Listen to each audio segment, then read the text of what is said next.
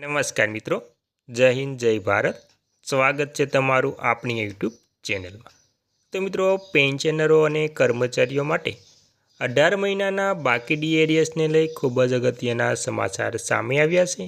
હવે 18 મહિનાનું બાકી ડીએરીએસ જે કોરોના સમય વખતે રોકવામાં આવ્યું હતું તેને જાહેર કરવામાં આવ્યું છે. તો મિત્રો, ગુજરાત રાજ્ય સરકારે 18 મહિનાનું બાકી ડીએરીએસ જાહેર કર્યું. અત્યારે જ આવ્યા પેન્શનરોને લઈ ખૂબ જ તાજા સમાચાર. તો મિત્રો, તમે પણ જાણો છો કે 18 મહિનાનું જે બાકી ડીએરીએસ હતું તે આપવામાં આવ્યું નહોતું, પણ હવે તેની ચર્ચા જોરથી ચાલી રહી છે.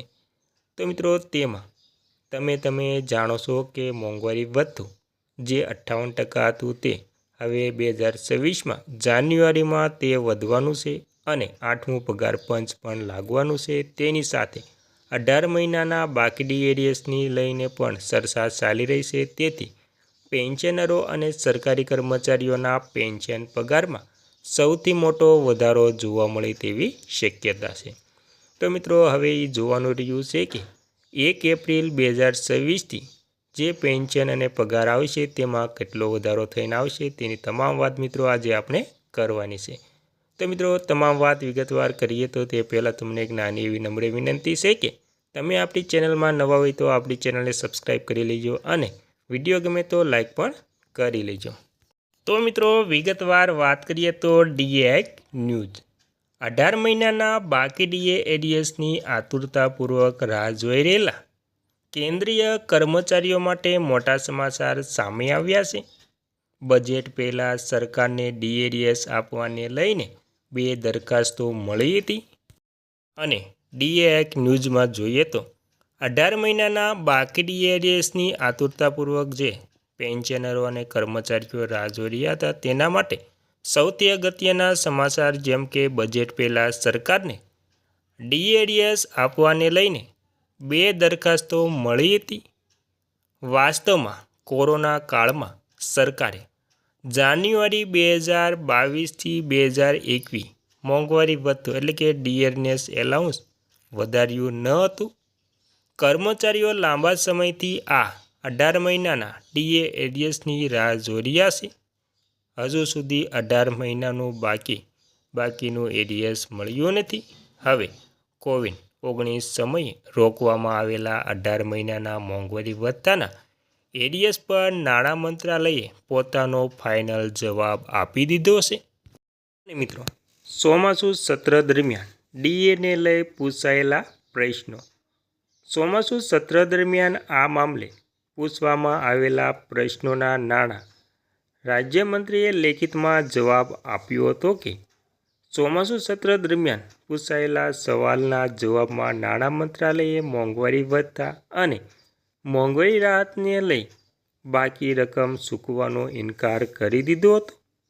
18 મહિનાના ડીએરીએસ પર સવાલ પૂછવામાં આવ્યા તેની વાત કરીએ તો ચોમાસુ સત્ર દરમિયાન પૂછવામાં આવ્યું હતું કે શું સરકાર કોવિડ પ્રકોપ દરમિયાન રોકવામાં આવેલા કેન્દ્રીય સરકારી કર્મચારીઓ અને પેન્શન ભોગીઓના 18 મહિનાના બાકી મોંઘવારી ભથ્થા અને રાહતને આપવા પર સક્રિય રીતે વિચાર કરે છે.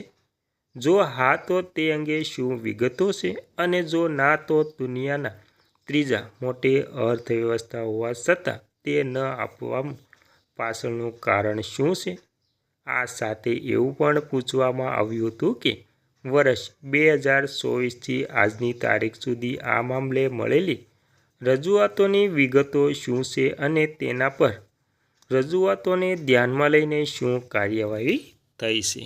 અને મિત્રો, નાણાં મંત્રાલયને જવાબ આપ્યો તેમાં આ પ્રશ્નોના જવાબમાં આપતા નાણાં રાજ્યમંત્રી પંકજ ચૌધરીએ જણાવ્યું હતું કે 18 મહિનાના મોંઘવારી ભથ્થા રાહતને આપવા પર સરકાર કંઈ વિચાર કરી નથી, જેથી તેની વિગતોને લઈને કોઈ સવાલ જ નથી ઉઠતો. કેન્દ્ર સરકારના કર્મચારીઓ પેન્શનર્સને 1/1/2020, 1/7/2020 અને 1/1/2021થી ચૂકવા પાત્ર મોંઘવારી ભથ્થા ડીએ મોંઘવારી રાહત ડીઆરના 3 હપ્તાઓને રોકવાનો નિર્ણય કોવિડ-19 કે જેનાથી આર્થિક નુકસાન થયું હતું તે સંદર્ભમાં લેવાયો હતો, જેથી કરીને સરકારી નાણાં વ્યવસ્થા પર દબાણ ઓછું કરી શકાય. વર્ષ 2024 દરમિયાન એનસીજીસીએમ સહિત સરકારી કર્મચારીઓના સંઘો તરફથી અનેક રજૂઆતો મળી છે. તેમણે જણાવ્યું હતું કે 2020માં વૈશ્વિક મહામારીની પ્રતિકૂળતા, નાણાકીય પ્રભાવ અને સરકાર દ્વારા કરાયેલા કલ્યાણકારી ઉપાયોના ભંડોળો પર નાણાકીય વર્ષ 2020-21 બાદ પણ રાજકોષીય નુકસાન થઈ રહ્યું હતું. આથી મોંઘવારી ભથ્થા, મોંઘવારી રાહતની બાકી રકમને ચૂકવવા પાત્ર ગણવામાં આવી ન હતી.